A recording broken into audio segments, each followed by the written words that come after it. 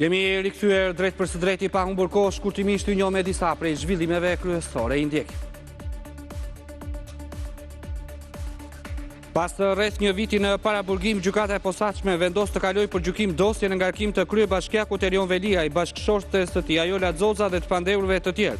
Vendimi u mor nga gjyqtarja Etleva Deda. Vet Velia nuk ishte i pranishëm në seancë. Në seancë u rrëzua dhe kërkesa e avokates së tij, kryesisht Valentina Teodorescu, për shtyje të seancës, pasi ende nuk janë njohur me të gjithë dosjen e timore. Avokatët e çështjes kishin bojkotuar seancën paraprake me pretendimin se ka pasur shkelje të rënda të procesit ligjor. Kryeministri Edi Rama deklaroi se nuk ka asnjë urgjencë për të trajtuar kërkesën e SPAK për arrestimin e numrit 2, pasi gjykata kushtetuese nuk arriti dot të dilte me një vendim për çështjen, duke bërë që Balluku të mbetet e pezulluar nga detyra. Pas mbledhjes së grupit parlamentar për çështjen e pasgjidhur të kompetencës ose jo të gjyqësorit për të kërkuar pezullimin e një anëtari të qeverisë, kryeministri njoftoi ndërhyrje në legjislacion. Prokuroria specializuar e Hagës kërkoi sot 180 vite burgim në total për 4 krerët e ish UÇK-s. Prokuroria West ka kërkuar nga 45 vjet burg për secilin: Hashim Thaçin, Kadri Veselin, Recep Selimin dhe Jakub Krasniqin, të akuzuar për krime lufte.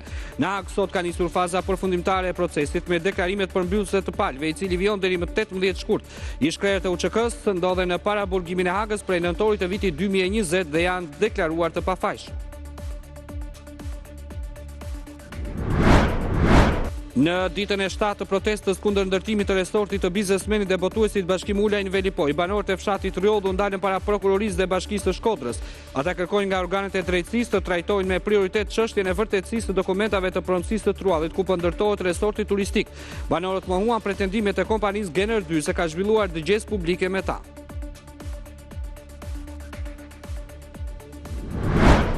Një 37 vjeçar nga Kosova u arrestua në Tiranë pasi ka nosi një vajzë për t'i dhënë 100.000 euro që të mos i publikonte në rrjetet sociale foto dhe video me përmbajtje intime. Në pranga për veprën penale shtrëngimi me anë të kanosjes ose dhunës për dhënien e pasurisë.